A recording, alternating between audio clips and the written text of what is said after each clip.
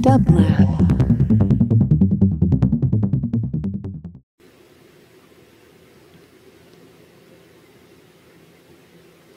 Hello, everyone. This is Transduction Signal on DubLab Radio. I'm your host, Trovarsi, along with Orly Gal. Join us each month on DubLab Radio for our show, Transduction Signal. We'll be joined by a featured guest, artist who will share their live performance. We'll break down their setup, talk about their journey, what's happening in their lives. Orly, who do we have this month? This month we have Nadia Struiwigh, which I butchered again. She hails to us from Rotterdam, and now she's residing in Berlin.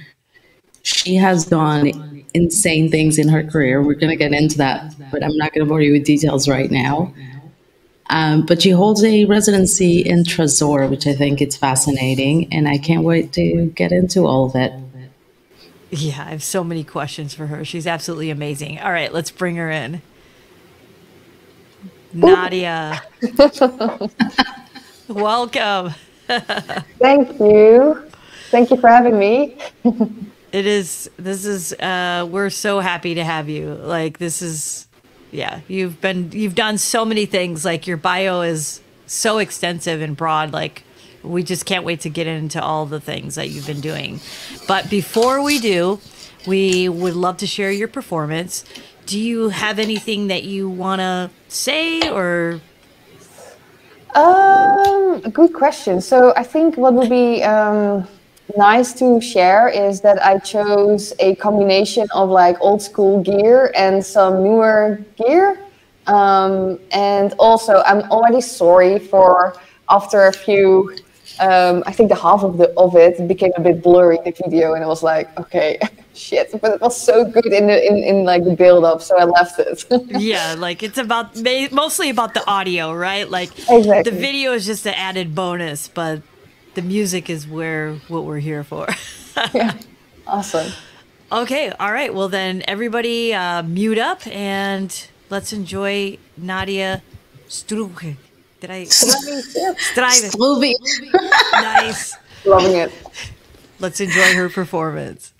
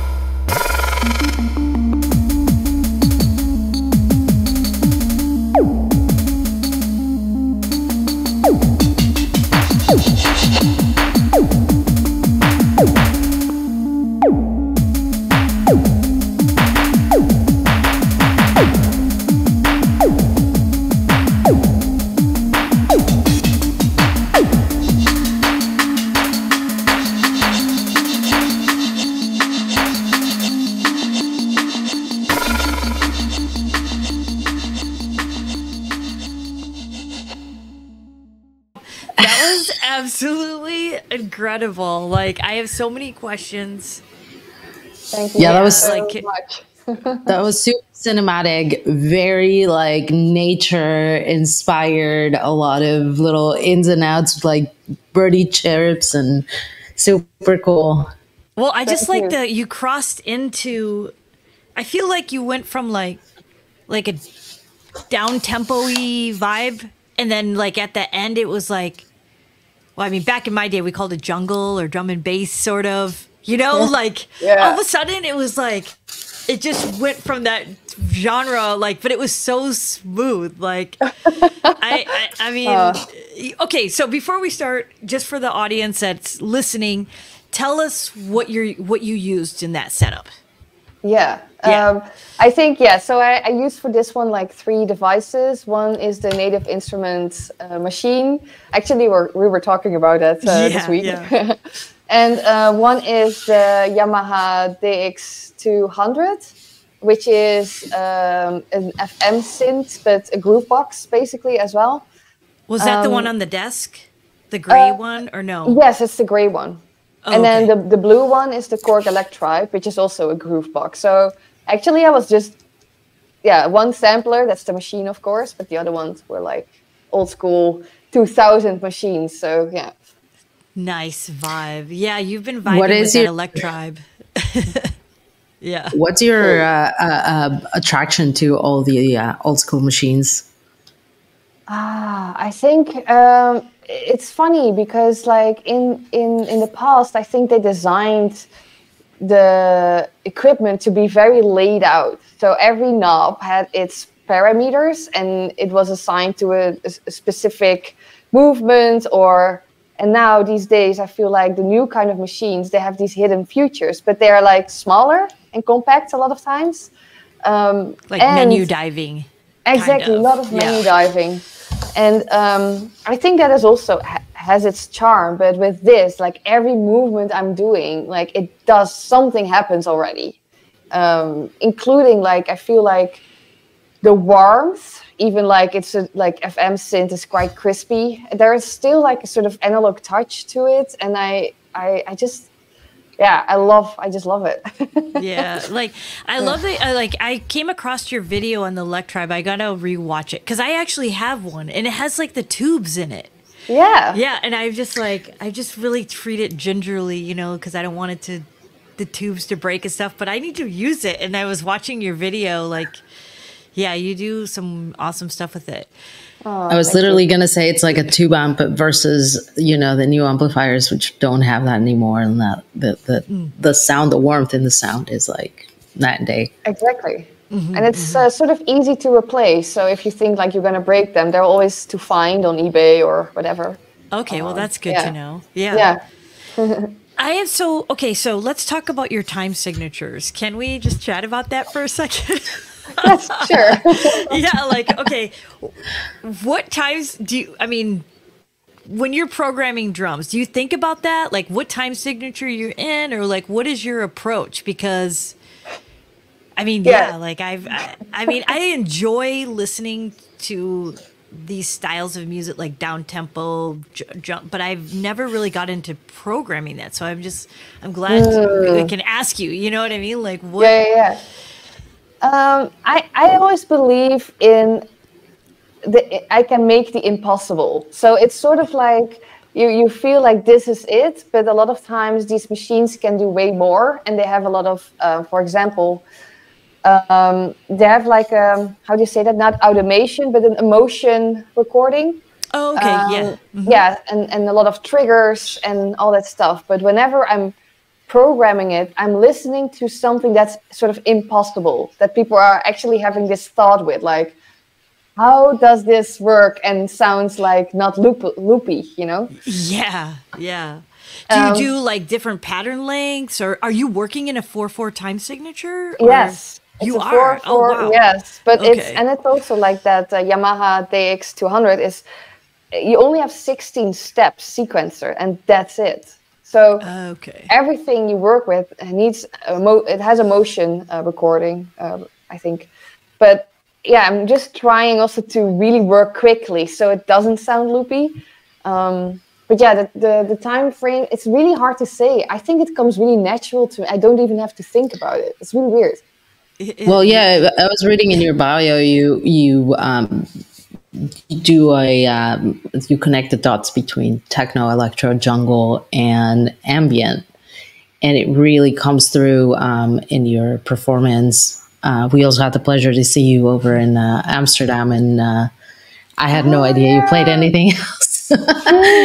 yeah, exactly. Yeah, true. I think for me there is, like, genres is for me unthinkable. Like, I can't think in genres. It's for me like about an emotional journey, and I feel like if I'm attached with only techno, I feel like I can't express my art. It's sort of like I feel limited in my being, and that doesn't mean like I don't like techno for 3 hours long, because then we come to Tresor again.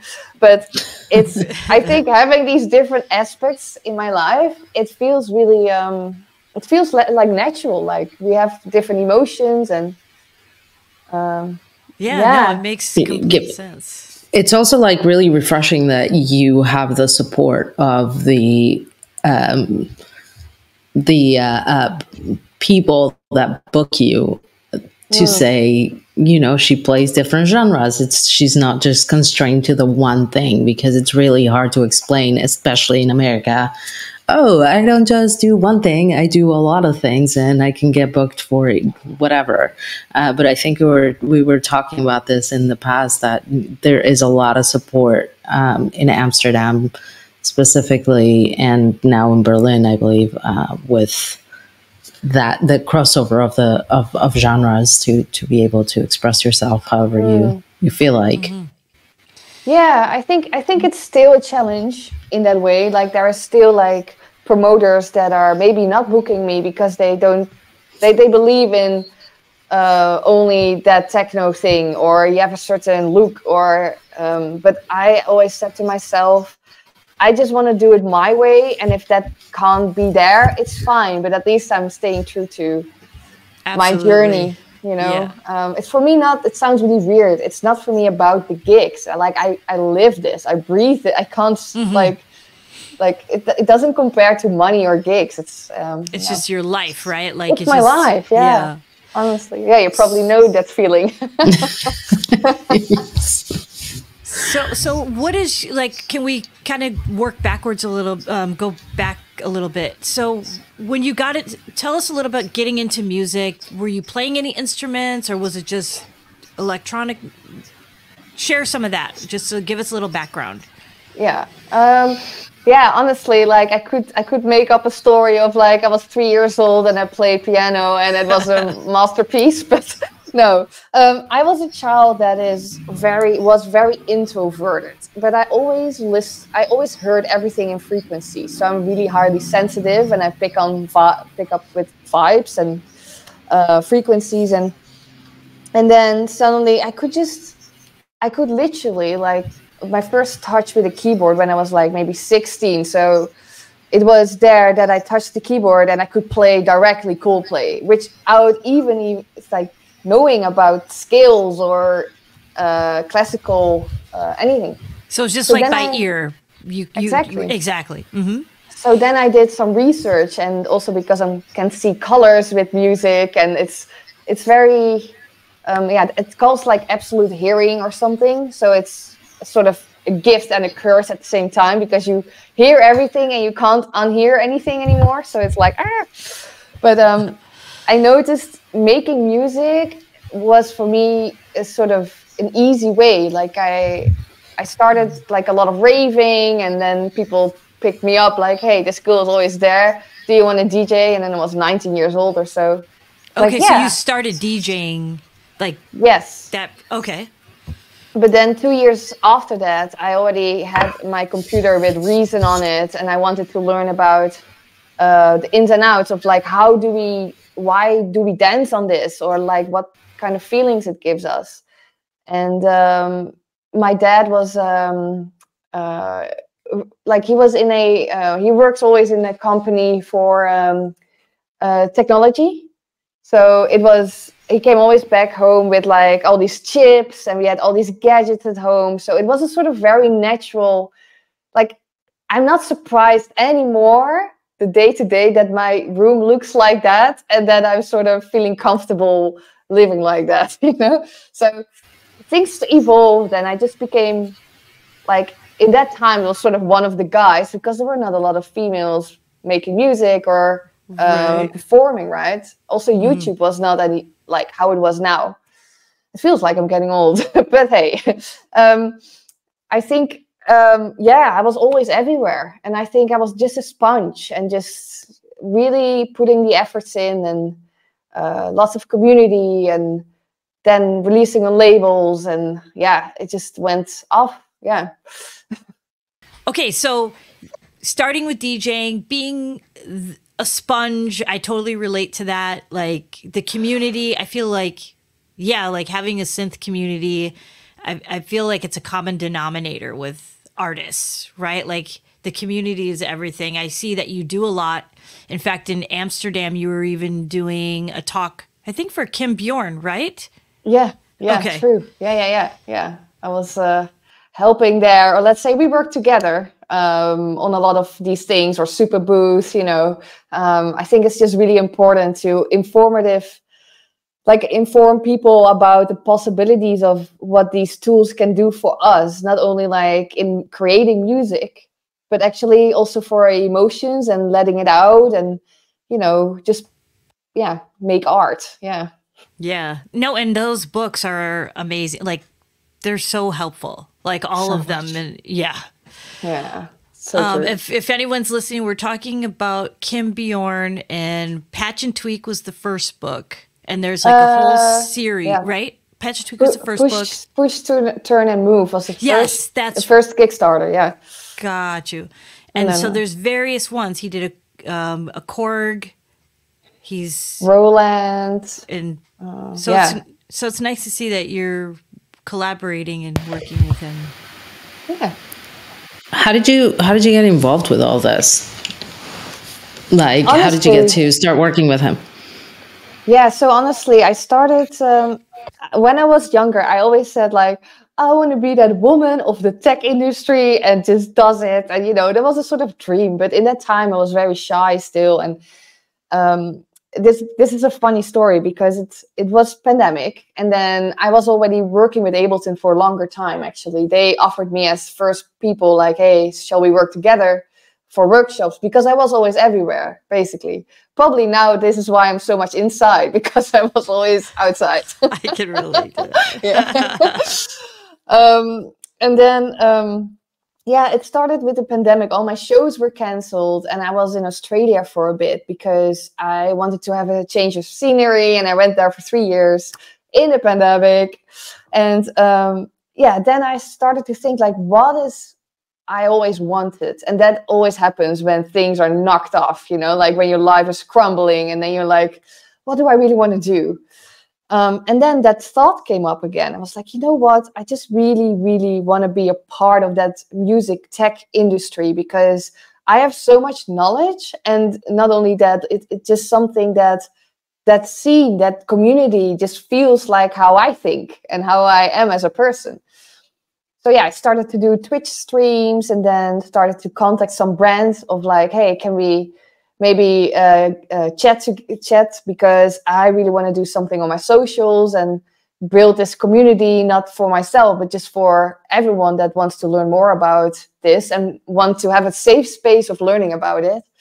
Nice. Mm-hmm. And then, yeah, it started to grow and grow. And then I think, yeah, now I worked almost with any company out there, and I feel really grateful. Like, sort of my dreams are a reality. Yeah, it's nice. Yeah, that's amazing. You're doing a lot of cool things. One of the things that I wanted to ask you about, and I know in our conversation you mentioned, was that you also have a platform where you teach and tutor. Do you want to mention that and kind of maybe shout that out? I'm sure there's people that are listening that want some guidance. Yeah. That's super kind. Yeah, so also in the pandemic, I started to tutor like basically electronic music. And yeah, I'm doing that now for a while. And I have at the moment 10 students. And we have this 3-month program, or I make a 3-month program. And it can be basically from creating your live set, creating your first track, using different musical devices, even like self-development. Like a lot of times making good music stands equal to diving deep into your core and see what you can bring to the table that different than your neighbor, for example. So yeah, I've been very grateful to be a part of a lot of people's journey at the moment, and it's really fun. And yeah, we host it via Zoom, and sometimes they come over, sometimes not. And yeah, it's very rewarding to give back. Yeah, that's very cool. That's super cool. You mentioned that you moved to Australia during pandemic. Were you able to like actually see the scene or be able to be a part of it while you were out there? You were out there for 3 years. I'm assuming it opened back up, or no, nothing happened? It was really hard, in all honesty, because the scene in Australia is really different compared to Europe and probably to the US as well. So I came there with the thought of very ambitious, like, you know what? I'm going to build that IDM scene here, and it will all be fine and everything will sort of happen. But what part of Australia were you in? Just Sydney, I was. Sydney, okay. Yeah. So, but there were lockout laws for a while, like well back already. So they didn't have the proper parties like we know, especially not in Berlin. But I started actually, I have some bookings, but you're like a new person there. So they are like, yeah, your fee is minimum and you get like not the prime times. And I had to rebuild basically. Gladly, a lot of people picked me up there because I was just playing at house parties again. And it was awesome. It was like the best vibes.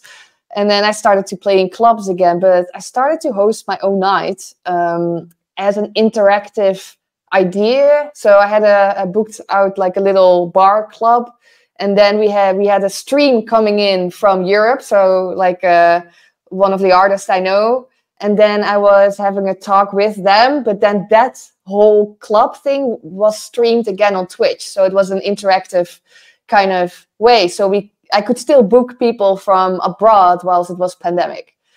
So it was really a cool experience, and I think I learned a lot about what really means a lot to me, and that is community. It's just So go ahead. Go ahead, Orly. Sorry. No, I was just going to say it sounds really epic, and it sounds like you developed both. You got the best of both worlds, being able to still build community out there and have everybody still playing from Europe. From there, did you decide to go to Berlin and start rebuilding out there? So I came back first in the Netherlands, and I was staying with a good friend of mine at a sort of farm. And it was amazing. I just had all my stuff laid out, and all the machines had to come over, which was a hassle, of course. But then I started to think, hey, you know what? I can stay here for now, but I think I'm young still. I should go to the city and experience impulses and live as long as I can do this, So now I got by a lot of luck, like an apartment, which is amazing to have all my stuff here, because I'm like that person that wants my stuff closed so I can roll out of bed and make music. Right. So, but yeah, I start to learn to know a lot of people here, and very quickly I became part of, one of those Berlin. Yeah, what is it? There's no genre anymore for me, so it's like not techno, just a music person. Yeah. Like the community. So then like just rolling into that, because I have some techie questions for you, but while we're on this path, so talk about your Tresor, because you're a resident, which is awesome. So tell us a little bit about that. Oh yeah, also something crazy. Like I believe a big time in manifesting things and not focusing on the thing you really want, but then it suddenly is there. So I played there already when I was I don't know what time. I think it was 2016. And it was on a Wednesday, and I was like, this is awesome. And then I sort of thought, like, one day, I think this will become a part of my life. And I don't know why, I just had this feeling. And then suddenly, when I came over here, I played at one time, and it was so well received. And mostly the people that work in that night, they are actually the criticus. They will feedback to the booker, like, hey, how did it go? And of course, they test you first out. They put you on the latest spot to see if you can keep the people rolling, and then they put you a bit in the beginning to see if that works as well. And so there were like every club does, probably, like little by little, you start to become a part of the whole club and family. And so the first year I was already a resident, and then now the second year as well, and now I'm playing more at Globus as well, which is upstairs, a bit more jungle. Mm-hmm. So they are embracing basically every part of who I am, and I think that's super rare. That's awesome. I do get the vibe that it's like a family kind of vibe, like just with the history, reading the history of the club and that. So just to give some context, not just to myself, but to those else who's listening, because you're playing there. So keep in mind, you've been talking about cross genres, blurring of genres. Just curious, what are you playing? in Tresor? In Tresor. Yeah. So if I play downstairs, I play quite heavily techno, more industrial, I would say, but not like the 150 BPM, which is quite a hype at the moment, which I can't follow. But it's quite deep still and like trippy. But if I'm upstairs, I'm playing lots of like jungle break stuff, but still you can hear my techno IDM bits, and that's also probably if I play techno downstairs. So it's a blur, but I always try to create a whole story. Just basically, I'm doing that always. I feel I'm just a storyteller. Yeah. I have a question for you. Are you playing live or are you DJing at Trezor? So actually, mostly I play DJ, but I did play a live set, which was cool. But I started to realize that I like a live set where I can play different genres rather than a full techno one. I think I suddenly get out, like I still have ideas, but like if I can add a bit of jungle and all that stuff, it just creates that little extra hypey moment. So yeah, I'm sort of rebuilding that whole thing, but it's if I'm playing live, like dance floor, it's more, yeah, I'm playing with hardware only. But if I play electronica live, I play mostly also with my laptop. Yeah. And are you, sorry, one more question, then she's all yours. Are you playing your own stuff? Like, are you, because I know you have 4 records out. I don't know if you put out more since bio, but are you playing your own stuff, or are you playing other people's music as well? So if I play live, it's fully my stuff, but it doesn't mean everything is always released, because I feel sometimes like every culture and every moment of the time slot you play has a different vibe. So if I'm playing in Amsterdam a live set, it's different than the UK. UK, I'm going way more bassy and jungle, and then in Amsterdam I would go a little bit more electronica, because that's a big side of me. So then I can play that there. But if I'm in Berlin, I'm playing more techno. So I think it's good to really focus on the culture where you're going to play, because yeah, you want that connection. And if you can do it in your way, it's amazing. So, okay. So my question then is, being that you are playing and creating music in these different genres, I'm trying to find the words for the question. Like, there is some freedom, as you mentioned, right? Playing these different genres, but then do you ever feel a little lost in that? Like when you're trying to decide, is it a live set, or do you, are you going to book a live set, or do you want to play a DJ set? Like, do you have a preference? I know it's a compounded question, so. Yes, I get it. It's like you can get the overwhelm of choice, and then, honestly, it depends on my machine. So now I'm playing a more compact live set, which I love, because I always was dragging all these bags with like hardware, and I was, with the modular. Yeah. It's just so like, honestly, something always breaks, and I just want to also travel with ease, but still, of course, perform who I am. But I never get overwhelmed. The only thing is that my agent always says, you make your life so hard, by always inventing the new thing and just always making a new live set. Or said, I know, but I make so quickly music. It goes like really quick. That for me, I see the fun in it. It's for me not like, oh, I need to make a whole new set. I'm like, nice, I can share again a story out of my life and connect with people, So I guess I'm not overwhelmed. I'm only thinking now a little bit like, what will be my main focus, I would say. Like, where shall I excel in? And I guess it becomes electronica jungle, sort of, yeah. Cool. So who are your influences then? Nice. Yes. Yeah. Well, it's a hard one, because it's a mixture of all these different people. Like I listen to Enya, and I listen to like Genesis or Dire Straits, and I listen to Boards of Canada, Aphex Twin. Nice. I love asking this question, because it's such a vast pool, and it's always evolving. Yeah, it's so true.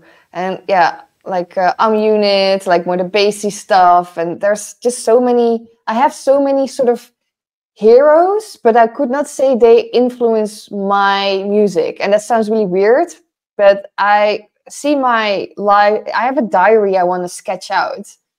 The only thing is, what I do get inspiration of is like the frequencies. So if they use a certain frequency pattern or like a lot of bass stuff. Where are they in that frequency spectrum? What I should use, you know?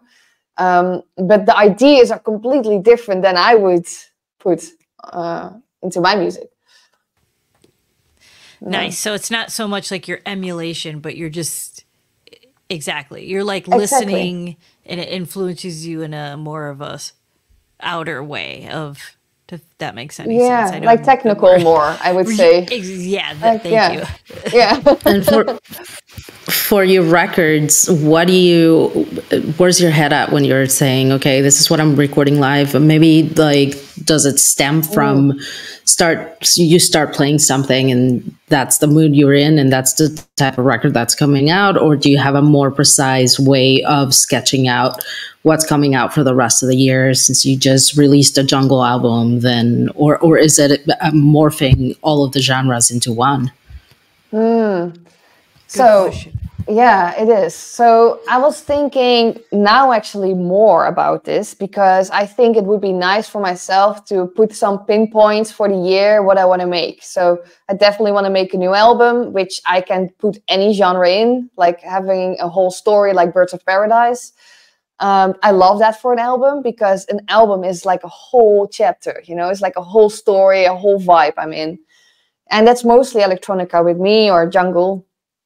But I also want to still be in touch with the techno scene. So I would love to make another Blueprint release or maybe also an ambient one for more the film scoring world. So I do think practically about that.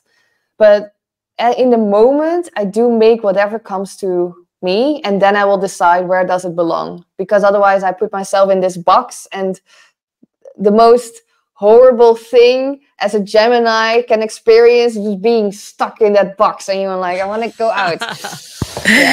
It's also nice that, you know, we used to sit down and listen to records, like a full album, and it was an experience and you would go in and out into different like worlds. So I think it would be a really cool thing to bring that type of experience back. I know that it's not necessary, very practical, money wise for, you know, all the reasons, because you could just have a quick release, but it would be a really cool thing to see. No, it is. I think it will come back, you know, like I think no, that was great. Yeah, we were talking about like just listening to albums and the pleasures of listening to something from beginning to end, and we need more of that. I feel like people are definitely going back, you know, it goes along with the whole like tangible item now, even though we live in a very highly digital era, you know, there's also with that, I think we're getting the push and pull of, we want records. Like I'm not a vinyl DJ, but I buy vinyl. You know, exactly. You know, or cassettes or things like that, and so I feel like there's definitely plenty of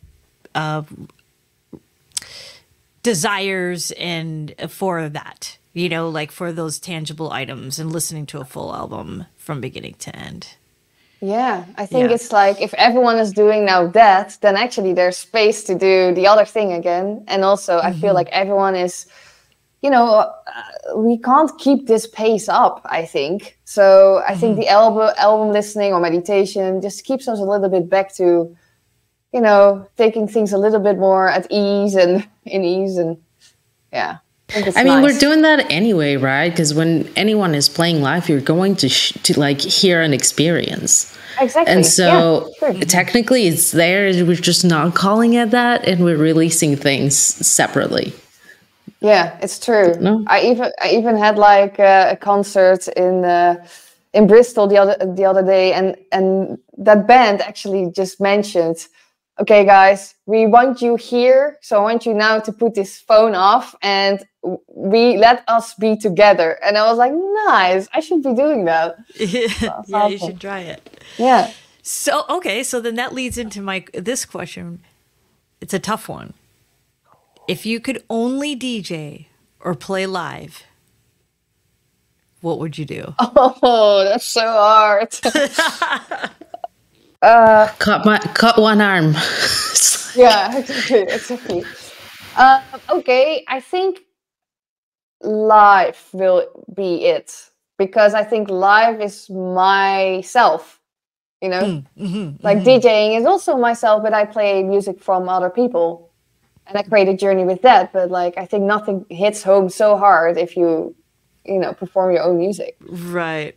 Nice. I know that's such a tough question. It is. I love asking it. All those promoters are like, cancel. No. Cancel, Nadia. No, I'm joking. Yeah, no. But come on, your DJ sets. I mean, I'm really looking forward to hearing you at Tresor in May. Yeah. I'm Nice. super excited for Super Booth Weekend. But Orly and I both heard you in Amsterdam, your DJ set. True. You know, it just the way it was like you opened that night for Colin Bender's Jocko played Blawan, right?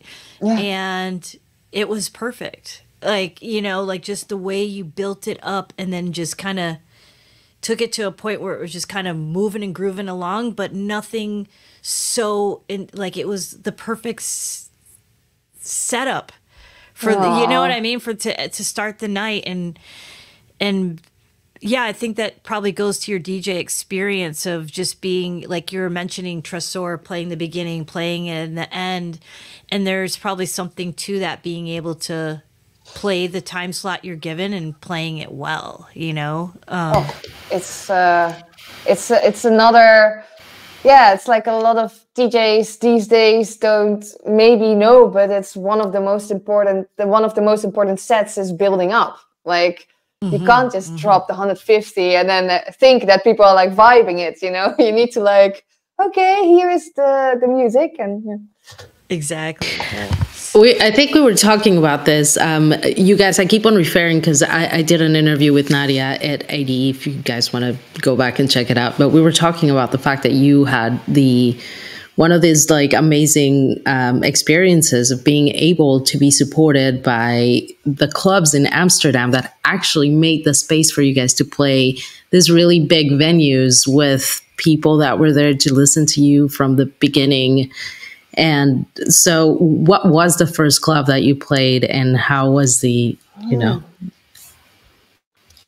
Good question. So I think because I grew up sort of like in Rotterdam, right? So I think it's so hard. My memory is really bad, and I hate it. But I always think like, what was the first one? I know the first one, but after that it became a bit blurry. But with ADE, we have like the Dockyard Festival, and like we have like Big Pink Pop and like Bass Pop and Wildeburg and Draaimode Festival. We have a lot of festivals.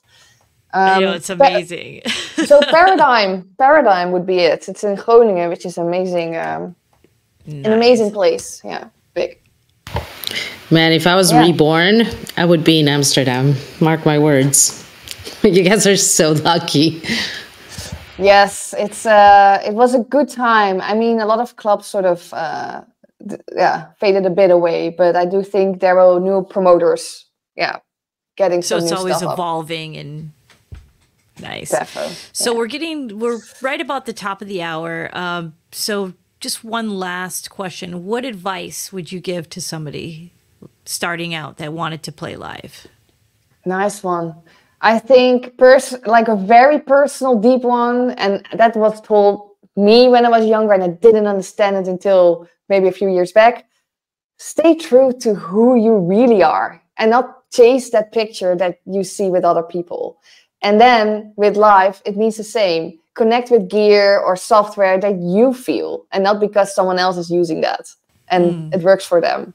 It needs to work for you, and that's with anything in life, I think. Great advice. Yeah. This has been amazing. I'm so happy that we got to have you as our guest, and we'd love to have you back in the future. Yeah, I feel like we didn't even scratch the surface of technical questions. Sorry, guys. Oh yeah. Right. We need to have like a part 2 of this. All technical, no deviations. Maybe we should do a Q&A first to ask people to pop in some questions or so, and then. Yes, we That would be super definitely cool. could. We've talked about doing some other types of shows, and a live having you on for an actual live stream would be amazing. Wow. So we could talk about that. But yeah, Definitely. no, thank you so much for being here, though. Appreciate it. Thank you for having me. It was amazing. All right, so that's Transduction Signal. I'm your host, Trovarsi. I'm Orly Gal. Thank you for tuning in.